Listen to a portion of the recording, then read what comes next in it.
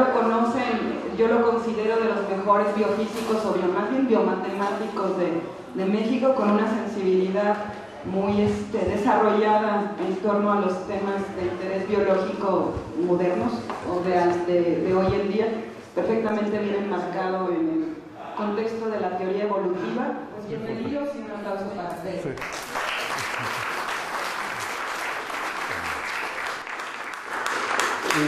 Buenas noches a todos y muchas gracias por venir. Miren, cuando me invitó Viri, yo en realidad no tenía mucha idea qué es lo que puede decir uno de ciencia en un bar, sobre todo porque me imagino que el público es de lo más heterogéneo, y entonces, pero el hecho de que estén reunidos aquí en el bar, además del interés común que todos tenemos en los bares, por el ciclo de conferencias deben tener algún interés en aspectos sociales de la ciencia en sí, o preocupaciones ambientales, quizás algunos de ustedes, o de economía, qué sé yo. Entonces me preparé un rollito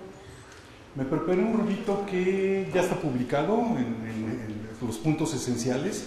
Lo pueden ustedes bajar del internet, está en la página web de la revista Ciencias. El título original del artículo viene de un libro. Carl Sagan fue uno de los grandes divulgadores que murió ya prematuramente, o relativamente joven murió. Él fue el autor de una serie de televisión que no recuerdo ahorita cómo se llamaba. Cosmos. Hermosísima serie de divulgación de temas de astronomía.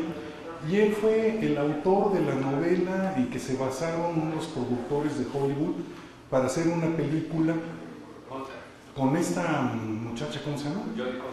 Con Jodie Foster, pero la película es bien mala. Entonces les recomiendo que lean la novela, pero la película, Encuentros, ¿verdad? Contactos. El libro es excelente, pero la película está muy chata. Bueno, entonces, él llamó a uno de sus libros, ¿verdad?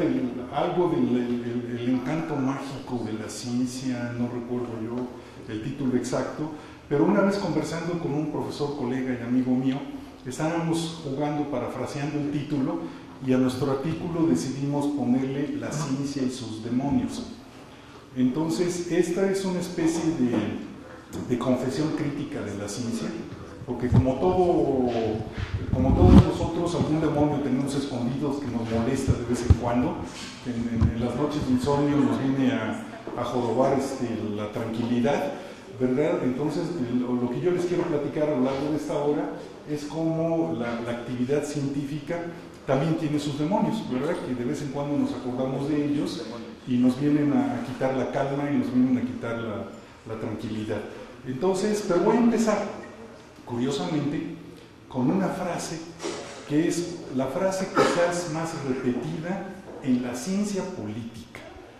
Entonces, esta frase es: la historia siempre se repite, la primera como farsa, la segunda como tragedia. Entonces, esta frase es de Karl Marx. Con esa frase comienza la obra del 18 Brumario, y la obra del 18 Brumario es un análisis crítico muy bueno de la Revolución Francesa. Entonces, él dice que la primera vez que ocurre el evento de la toma del poder por Napoleón Bonaparte, ¿verdad? Esa es la farsa, y el golpe de Estado mediante el cual se encaminó al poder su sobrino 35 años después, esa era la farsa.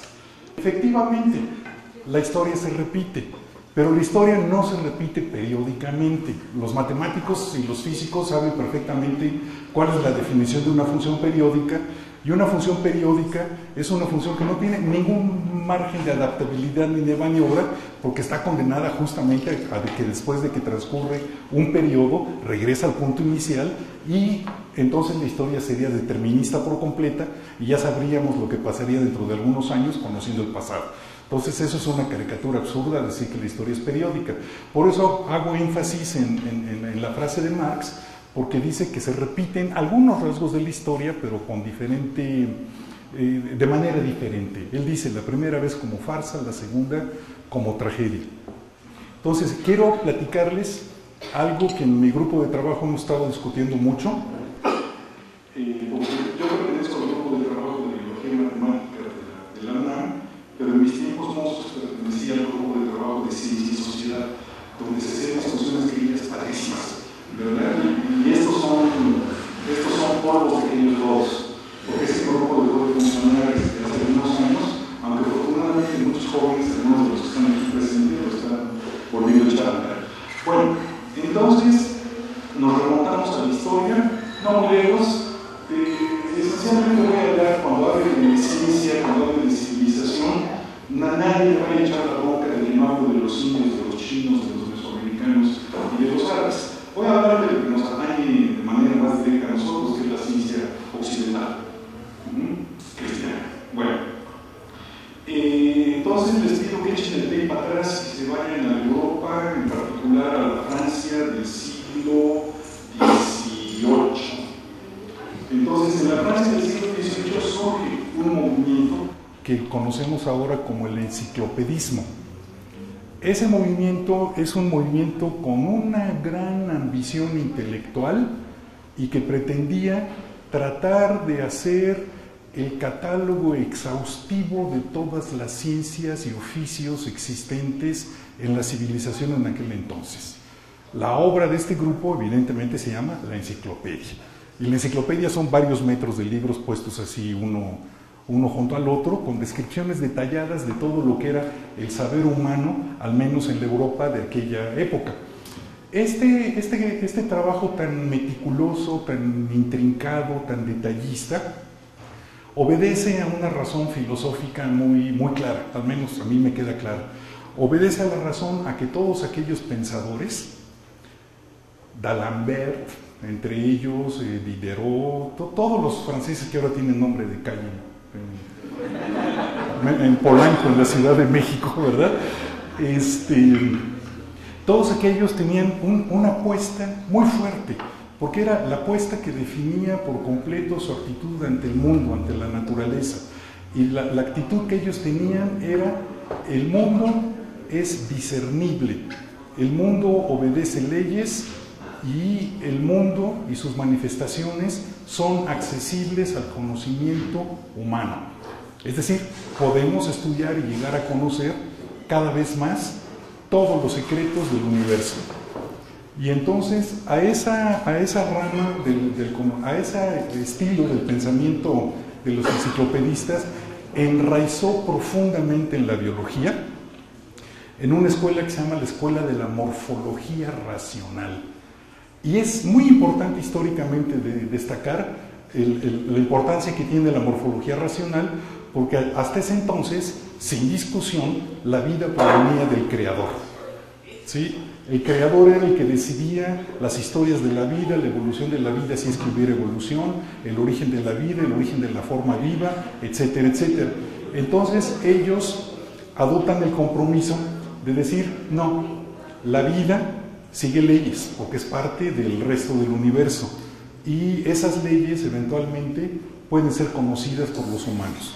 Entonces, esa es la escuela de la morfología racional, y tuvo un gran impacto en la época, lo sigue teniendo hoy en día. Pero les pedí que se ubicaran en aquella época, al terminar los años 1700 y algo, porque se deja venir la Revolución Francesa, todos ustedes lo saben, y porque coinciden en el tiempo esta apuesta intelectual de los enciclopedistas con lo que sucedía con el resto de las actividades humanas en Europa en aquel entonces. ¿Qué pasaba, digan ustedes, en Europa en cuanto a las artes al terminar el siglo... Los 1700 es el siglo XVIII, terminar el siglo XVIII. Pues en la música teníamos exactamente el equivalente. En la música teníamos el clasicismo, y el clasicismo es un estilo musical que tiene reglas que, aunque le permiten explorar la vastedad de la creación musical, las reglas eran las reglas, y las reglas de composición se respetaban. Entonces, ¿quiénes son los representantes más conocidos del clasicismo hoy en día? Pues el Haydn, el Mozart y los años tempranos de Beethoven, entre otros, ¿sí? En las letras, pues tenemos a Diderot, a Rousseau, que también, y a Racine, a toda esta playa de literatos franceses que también escriben según las reglas. Entonces, de repente llega a haber una especie de hartazgo por tantas reglas, ¿verdad? Porque había reglas para hacer literatura, había reglas para hacer, ¿qué les dije? Música. Estábamos por descubrir las reglas de la ciencia y para eso había que reglamentar también la ciencia. Entonces sucede que a la vuelta de siglo, al comienzo del siglo XIX, se deja venir una reacción tremenda contra tanta rigidez, se deja venir una reacción explosiva, diría yo, contra esa frialdad de hacer las cosas todas según el libreto, el librito, ¿verdad? Y a ese movimiento se le conoce en la historia como la reacción romántica. La reacción, se deja venir la reacción romántica. Les voy a comentar cómo se manifiesta la reacción romántica en la ciencia y voy a hacer el paralelo con lo que pasa con otras actividades del saber humano. Entonces, no puede ser más diferente el punto de vista. Para los románticos, la ciencia no se razona, sino que se siente. Es decir, le dan una muchísima mayor importancia a la intuición que al rigor formal. Entonces, la ciencia se debe de sentir, tiene que ser emotiva, no puede estar basada únicamente en deducciones, en reglas y en razonamientos. Y por lo tanto, si va a ser una ciencia intuitiva, se vuelve una ciencia individual. Los románticos de aquella época entonces privilegian el yo, el individuo, sobre el colectivo, sobre el nosotros. Y se vuelve toda la actividad humana romántica una labor individualista, 100%. ¿Qué pasa en la música? Digan ustedes, pasa lo mismo. Viene la reacción contra el clasicismo y se deja venir todo el romanticismo.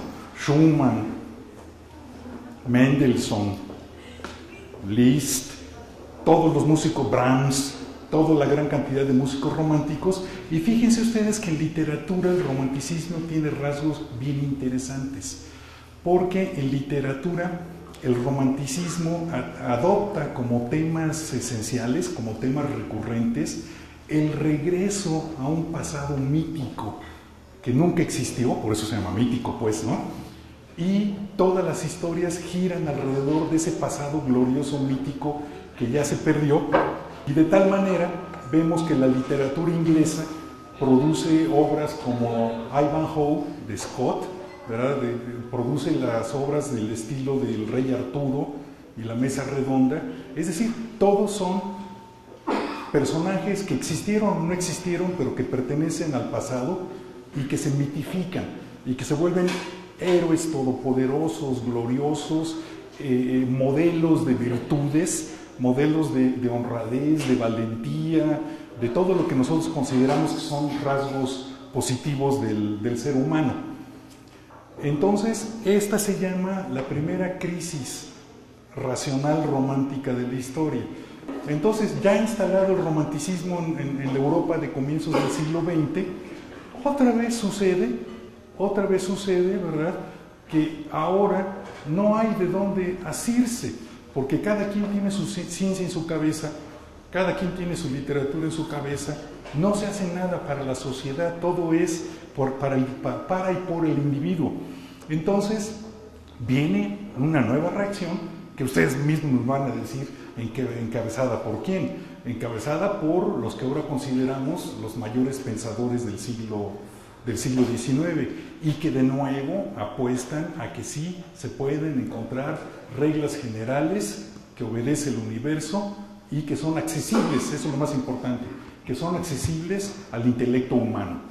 En la biología se deja venir el Darwin, ni más ni menos, que dice, no solamente no descendemos de Dios, descendemos del chango, ¿verdad? Pero además de una manera que se puede describir. Herencia con modificaciones y selección natural y todo aquello. Entonces Darwin saca la discusión del origen de la vida de las parroquias y la lleva a las aulas universitarias. Ese es el mayor mérito que tiene Darwin. Bueno, el segundo pensador, que no están exactamente en el mismo corte horizontal del tiempo, pero sí corresponden a la misma escuela, es Freud. ¿verdad? Freud se mete ni más ni menos a una tarea magna, que hoy sabemos también que está equivocada desgraciadamente, pero se mete a la tarea magna de tratar de desentrañar lo más cañón que existe en el mundo, que es la mente humana, además, porque también los perritos piensan, ¿verdad? Y el tercero, sin duda, el que se basa exactamente, firmemente en una concepción materialista del mundo. Una concepción materialista del mundo quiere decir que la realidad existe independientemente de mí y mi voluntad. Que si yo me muero, la razón de la circunferencia de un círculo a su radio va a seguir siendo 3.14, 16, 91, 56, 23. Que si yo me muero, ¿verdad? Un árbol cae y hace ruido aunque no esté yo para observarlo. A diferencia de los románticos que decían que el mundo es un reflejo de mi pensamiento, que hoy en día se conoce como la contraparte de la filosofía materialista y es la filosofía del idealismo. ¿Estamos? Fíjense que son nombres cuyo sentido se ha desvirtuado. El nombre de ser materialista o ser idealista hoy en día ya tienen un peso ético. Y tienen un peso ético que se lo ha encargado de poner pues el poder que domina los medios. Una persona que es materialista es una persona que se le juzga de manera negativa, demasiado interesado en las cuestiones materiales y demasiado interesado en poseer los bienes de producción y acumular riqueza. Mientras que un idealista, wow, se considera, uy, es un muchacho muy idealista, es un muchacho... Que estamos de acuerdo, ¿no? Ser materialista es mala onda, mientras que ser idealista es buena onda. Pero la dicotomía idealismo-materialismo es viejísima, es tan vieja como los griegos. Y en realidad el materialista tiene la confianza en que el mundo existe independientemente de nosotros, mientras que el idealista piensa que el mundo es un reflejo de mi conciencia. ¿Estamos? Y el nombre es Marx. ¿Sí? Marx desarrolla el materialismo dialéctico, que es, primero que nada, materialismo, es decir, se piensa que existen leyes, en este caso para la economía, para la sociedad, y dialéctico por el método. El método dialéctico quiere decir que la síntesis, la novedad, surge de la interacción de contrarios. Pero eso ya lo saben todos ustedes. Entonces, eso es la vuelta del péndulo. Primero empezamos con los enciclopedistas, cuando el mundo estaba dominado por la idea, no, el mundo intelectual desde luego, ¿verdad? Porque en aquella época un campesino igual se moría de hambre, sí, independientemente de si el intelectual era romántico o era racionalista. Empezamos hablando de los enciclopedistas franceses, el siglo de las luces, la razón, ¿verdad? Que viene y da una vuelta completa hasta llegar a pendulear al otro extremo. Y también cuando la gente se harta de tanto desmadrito, porque también el desmadrito llega a hartar, ¿verdad? Entonces empieza el péndulo a regresar, empieza regresando con Darwin, empieza regresando con Freud, empieza regresando con Marx, muchos otros desde luego, pero únicamente menciono los más característicos. Y buena parte de la segunda mitad del siglo XIX, donde hay desarrollos impresionantes de la física y de la biología, sobre todo se inventa la biología celular, la histología tiene desarrollos impresionantes. Eso corresponde al vuelo que le da el regreso del péndulo. Lo mismo las ciencias sociales después de Marx y el interés de conocer algo más que la cáscara del humano, de ir a la mente. Bueno, ya se imaginan qué es la parte del cuento que sigue. La parte del cuento que sigue es que todos los péndulos van para allá, pero terminan regresando para acá. Entonces, está muy bien documentado, les recomiendo que investiguen en la Wikipedia un autor alemán que se llama Spengler, Osvaldo Spengler, porque él como si hubiera dado el banderazo para decir, ya estamos hartos otra vez de tanta razón, de tanto racionalismo, de tanta regla, y el péndulo va para el otro lado. Y fíjense que, pero sin embargo, ¿qué decía el Marx? El Marx decía la primera vez como farsa, la segunda vez como tragedia. Esta segunda transición de racionalismo a romanticismo viene acompañada de consecuencias sociales catastróficas. Y déjenme decirles por qué, aunque ya lo están adivinando. Ya están todos ustedes adivinando porque están ubicados en el final del siglo XIX y principios del siglo XX, igual que yo. Se están imaginando qué es lo que está pasando. Bueno, se colapsan los grandes imperios europeos. El imperio austrohúngaro vale gorro y lo que era el imperio austrohúngaro se atomiza en muchísimos países. El imperio prusiano desaparece después de la Segunda Guerra Mundial. Las condiciones de la paz de Versalles le imponen al ex imperio alemano unas condiciones rudísimas de pagar los gastos de la guerra, y al mismo tiempo, desde el punto de vista de la trinchera filosófica, Spengler y varios más dicen que todo eso es consecuencia y culpa de tanta ciencia. Lo dice literalmente en su obra que se llama La decadencia de Occidente. Así se llama el libro de Oswald Spengler. Dice, ya estamos hasta la madre de la ciencia. La ciencia no ha traído más que desgracias, la ciencia no ha traído más que la decadencia, de la pérdida de los valores éticos y demás. Y, como les mencioné hace unos minutos, ¿verdad? Este regreso del romanticismo se parece mucho al primero, en el sentido de que en la literatura vuelve a traer a los héroes míticos de un pasado que posiblemente nunca existió y los pone en un pedestal como ejemplos a seguir. Y coincide eso con la coyuntura de la Alemania después de la derrota de la Primera Guerra Mundial, y entonces después de esa derrota viene un farsante, que todos ustedes saben de quién estoy hablando, de Hitler, y les dice a los alemanes que estaban jodidísimos, pero de veras jodidísimos en ese momento, les dicen, no, pero nosotros somos descendientes de los nibelungos, todas aquellas deidades germánicas, Thor, Sigfrido, las valquirias son nuestros antepasados, ¿verdad? Y eso solo no explica nada. Eso, más la situación económica, más una cosa muy importante, fíjense ustedes, la cosa más importante que es que en tiempos de crisis hay que echarle la culpa a alguien. Y el Adolfo Hitler encontró barato echarle la culpa a los judíos, y ahí pasó el desmadrito. Entonces ya no les voy a comentar, porque todo el mundo conoce ese pedazo de la historia, la enorme tragedia mundial que fue la Segunda Guerra Mundial. Pero no solamente por la cantidad de muertos que hubo en esa guerra, porque me van a decir ustedes, había guerras entre romanos y cartagineses, había guerras entre cristianos y musulmanes, había guerras entre todos contra todos desde siempre, pero la Segunda Guerra Mundial viene acompañada de una fundamentación racista inaceptable para mí, muy aceptable para muchísima gente. ¿Estamos?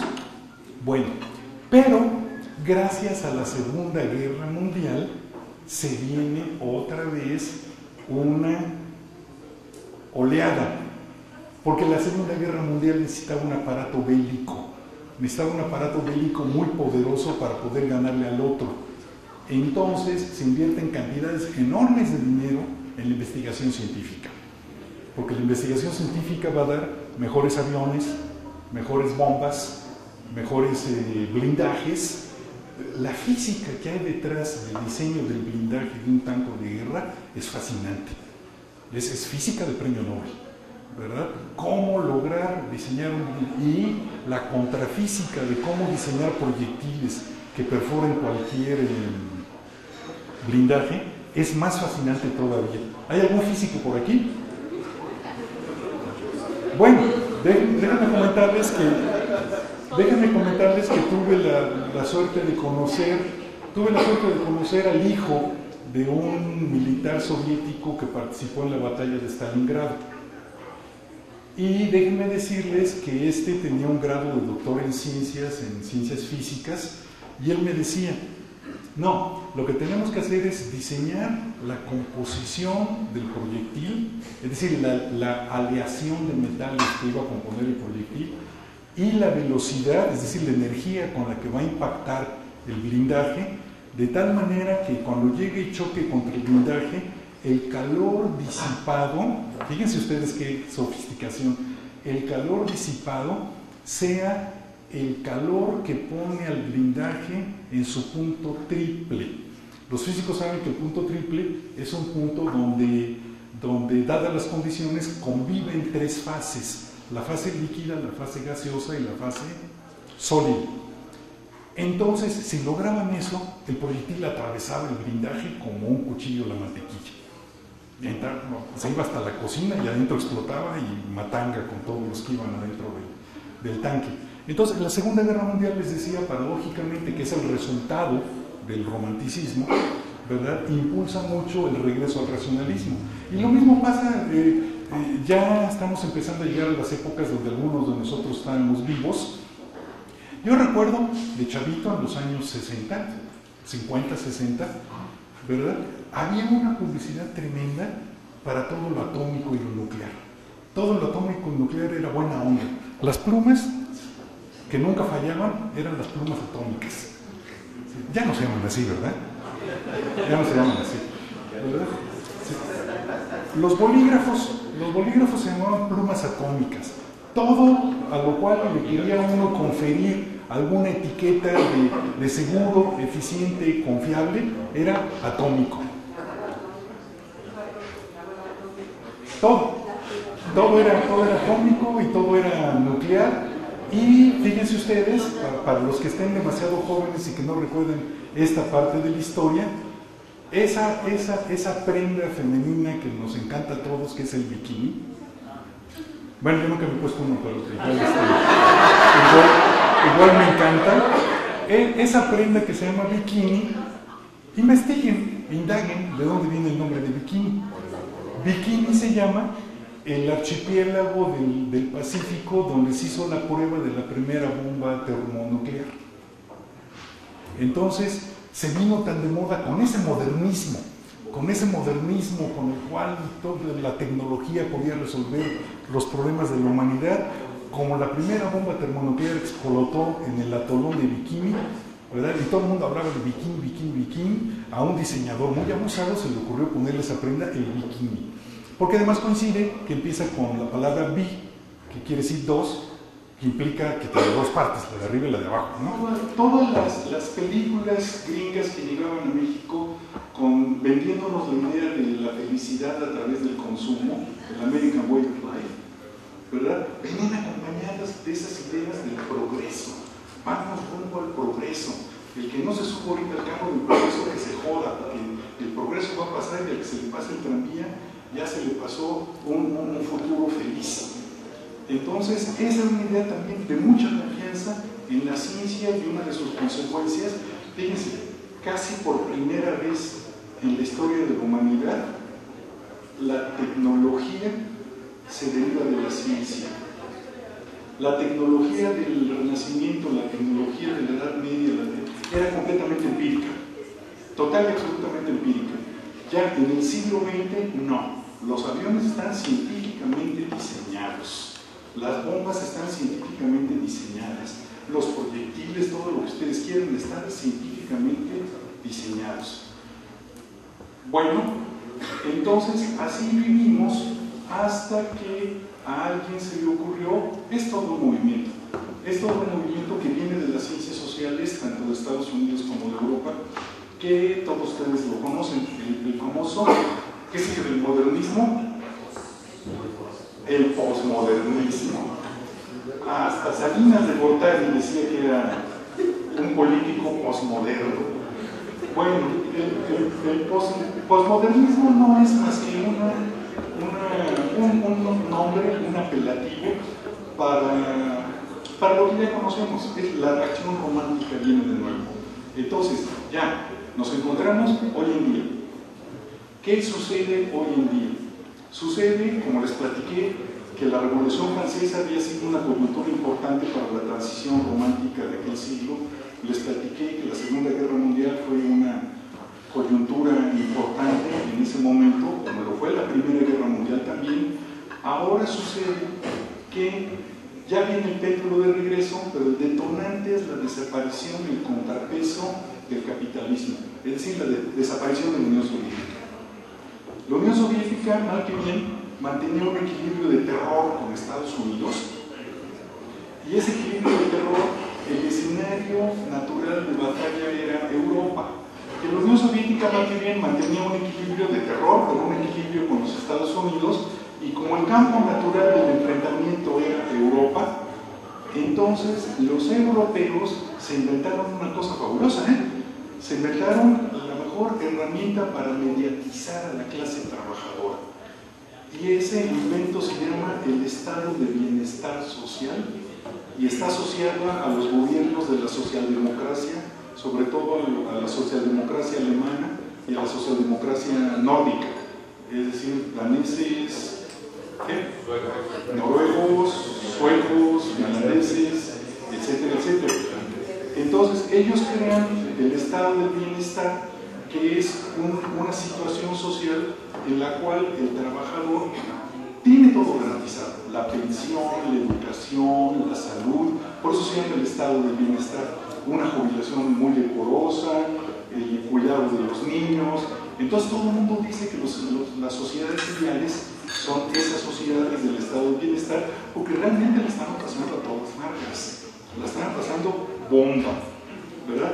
Pero se cae la Unión Soviética, y entonces el capitalismo se da cuenta que ya no tiene que mantener contentos a los trabajadores, porque ya no hay riesgo de que se le vuelvan comunistas, ¿sí? Y desaparece el estado de bienestar social, y ya ven ahorita en toda Europa todas las convulsiones sociales que hay, todas las protestas de trabajadores, sindicatos y obreros, porque están recortando las pensiones, porque ya hay que trabajar hasta los 70 años para pensionarse, porque ya desapareció el servicio médico gratuito, porque ya desaparecieron las guarderías. Ya no les interesa tener a los obreros contentos, porque antes tenían enfrente el mal ejemplo de los rojos, y ahora que ya no hay rojos, se desbocan y se van por la libre. En todas las crisis, romanticismo, racionalismo, al revés, racionalismo, romanticismo, ha habido un detonante que normalmente es alguna coyuntura social de una gran envergadura, de un gran tamaño, como la Revolución Francesa. Les decía que ahora el colapso de la Unión Soviética, ¿verdad?, manda a todos los que vivían detrás de la llamada cortina de hierro a las condiciones de vida más desastrosas. Y entonces toda esa gente, todos necesitamos sentir, todos para poder vivir felices o al menos no tan infelices, necesitamos un sentimiento comunitario. Eso se sabe, está demostrado. Necesitamos un sentimiento de pertenecer a una comunidad con la cual compartimos idioma, valores, cultura, música, lo que ustedes quieran, ¿verdad? Cuando eso desaparece, entonces andamos como hormiguitas del hormiguero pisoteado, tratando de encontrar refugio en cualquier lado. ¿Y cuál es el refugio que encuentra toda aquella gente? Encuentran refugio en las religiones, tanto las tradicionales como en las emergentes. ¿Sí? Hay una gran cantidad de religiones modernas, pero lo mismo está sucediendo en el occidente. Lo mismo está sucediendo en el occidente ahora que desaparecen los estados de bienestar social, ¿verdad? Que es un escándalo. Si ustedes tienen la idea de que Suecia es la pura buena onda, léanse las novelas del Mankell Henning, ¿verdad? La Suecia actual tiene gravísimos problemas, no solamente de drogadicción y de alcoholismo y de desempleo, de racismo. De racismo. Ya no es el lugar donde uno soñaba con irse a vivir algún día, ¿verdad? A Suecia o a Noruega. Sí, para nuestros estándares siguen siendo sociedades relativamente tranquilas, pero con toda la tremenda violencia que tenemos ahora en el país, no tiene el ingrediente racista. En pocas palabras, la idea que les quiero vender es que estamos en el umbral de una transición posmoderna, la transición de nuevo de un racionalismo a un romanticismo. Acuérdense que en los ejemplos que les mostré anteriormente, cada transición es más peligrosa que la previa, pues porque el mundo es más complejo. Ahora, en este mundo, con todas las comunicaciones que se tienen, las electrónicas y las de la transportación, el mundo está altamente correlacionado. Lo que pasa en un sitio repercute en otro sitio a miles de kilómetros de distancia. Y entonces, ¿por qué Vámonos, aquí en México. ¿Qué está pasando aquí en México? Está pasando aquí en México que además de que tenemos algunos cuantos años de gobiernos románticos, y voy a decir así para no decirles más feo, ¿verdad? Inmediatamente el golpe se ve en el descuido a la educación, en el descuido a la salud, y en estos gobiernos que tenemos ahora, la fe, la religión económica que tienen es el individuo. Es el individuo. Y todos los que estamos aquí, sobre todo los que son colegas míos, ¿verdad?, sabemos que ha sucedido, que se ha perdido completamente el prestigio social que llegó a tener alguna vez el profesor, ¿sí? Y también, déjenme decirles que cuando yo era chavito, el profesor, wow, era profesor, una persona que con un respeto, no solamente por miedo a la calificación, un respeto que era un respeto que provenía de un reconocimiento social. El señor es el profesor, es el profesor. No, ahora uno le da una pena decir que uno es profesor, ¿eh? El profesor ya está completamente ninguneado porque hoy en día el individuo no vale por lo que aporta a la sociedad, aporta por lo que es capaz de sacarle a la sociedad. El individuo más valioso hoy en día es el que más lana tiene, es el que tiene el camionetón, el que tiene la casota. Si sabe leer o escribir es totalmente secundario, todo viene en el profit. Voy a terminar ya con una especie de carta de buenos deseos. Miren ustedes, mal que bien, todos los que estamos reunidos aquí somos el 2% privilegiado de la sociedad que tenemos acceso, 5% privilegiado de la sociedad que tenemos acceso a los estudios superiores. Sí, ¿verdad? Aquí estamos, aquí todo el mundo sabe leer, escribir, todo el mundo terminó la secundaria y qué sé yo, ¿verdad? Entonces, realmente esa posición de privilegio que tenemos debe de conllevar algunas obligaciones. Y yo pienso que es obligación de todos nosotros el luchar con la tendencia que se viene arrolladoramente. Si alguno de ustedes es trasnochado, prenda la televisión y verá que después de la 1 de la mañana solamente hay infomerciales. ¿De qué son los infomerciales? De nuevas iglesias. Hay muchos de nuevas iglesias. Sale el brasileño ese, ¿verdad?, anunciando la iglesia que no me acuerdo cómo se llama, y de productos maravilla. La cruz biomagnética, la pulsera de la felicidad. Si uno quiere estar sano, hay que comprar productos que no malar. Si uno quiere sacarse la lotería, la cruz biomagnética. Si uno quiere irse al cielo, pues con esta iglesia nueva, etcétera, etcétera. Y no es ninguna exageración, al ser la industria de la charlatanería una industria multimillonaria, ya tiene una dinámica propia que le está permitiendo ganar terreno. La dinámica propia es que ya tiene los medios. Tenemos la obligación de hacer algo en esa situación y porque nosotros somos privilegiados, tenemos buena parte del conocimiento en nuestras áreas, a tratar de luchar contra toda manifestación de superstición, charlatanería, mitos engañabobos, etcétera, etcétera, que no solamente son las religiones y esos productos milagro, también está en la medicina milagro, la terapia piramidológica y ideológica, la homeopatía, las flores de Bach, si seguimos echándole, se van a dar cuenta de que está la medicina cuántica, está la medicina del ozono, está la medicina evolutiva, está la magnetología, 20.000 cosas que no son más que inventos de los mismos que han explotado a la gente durante siglos para proseguir con la explotación. Entonces, el exhorto es poquito a nivel de familia, de vecino, de barrio, de amistades, de estudiantes, etcétera, etcétera. Yo creo que tendríamos la obligación de luchar contra todo ese marasmo de cosas que se nos viene encima, porque se nos viene encima y entonces esta última reacción romántica, ¿verdad?, puede tener consecuencias mucho peores que las anteriores. Vean la situación actual de Estados Unidos, vean la situación de Obama, La ultraderecha que se está formando en Estados Unidos, el Tea Party, ¿verdad? Es una ultraderecha racista. Y entonces vienen con todo, para tumbar a Obama, para no dejarlo ganar el segundo periodo y para expandirse para todos lados. Bueno, el final de la conversación es una nota optimista.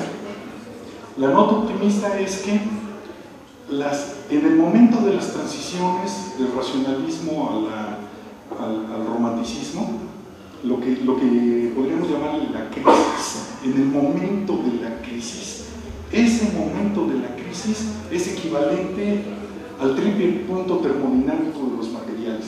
¿Qué quiero decir con eso? Quiero decir con eso de que conviven todas las fases, nada más que a nivel social estoy hablando ahora, ¿verdad? En ese momento. Entonces, es un punto especial de la historia en la cual han existido, y ahorita entre todos hacemos la lista, han existido una gran cantidad de pensadores de una calidad enorme, que su éxito se lo deben a que tienen un pie en el racionalismo y el otro pie en el romanticismo. ¿Quién me da un ejemplo? Al hacer Beethoven. Beethoven es uno de mis ejemplos favoritos. El Beethoven joven es clásico por completo. La última gran obra de Beethoven, la novena famosísima, es una de las obras románticas más acabadas. Y las sinfonías intermedias y los conciertos intermedios son fascinantes. Son fascinantes porque tienen la conjunción de la suficiente rigidez del racionalismo para poder sustentar algo firme, pero con la libertad de movimiento del romanticismo para poder explorar una gran cantidad de posibilidades. Otro, que es el que estoy, el que sepa leer la mente, ya sabe que estoy pensando en quién. En uno, ahí les doy el hint, uno que lo mismo fue naturalista y hizo grandes aportaciones a la botánica, que hizo una teoría física de los colores, que después resultó equivocada, pero la hizo, pero que fue uno de los más grandes escritores del arranque del siglo XIX. Estoy hablando de Goethe.